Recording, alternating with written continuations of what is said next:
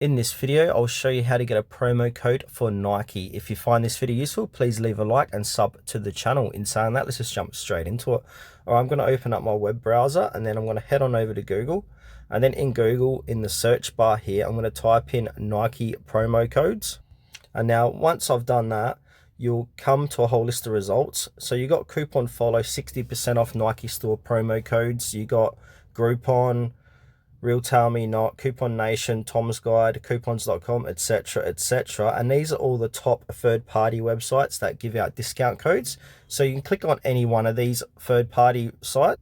So for this demonstration, I'm going to click onto couponfollow.com, 60% off Nike store promo codes. So as you can see, I'm on their website. If I scroll down, you can see the different promo codes you can use. So you got all these. You got 20% off select Nike items at Nike.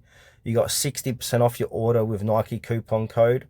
So if I want to click onto any one of these offers, simply click onto it and you'll get the coupon code here. So what we need to do is click on copy on this code. This works pretty similar to those other websites I've mentioned earlier in this video.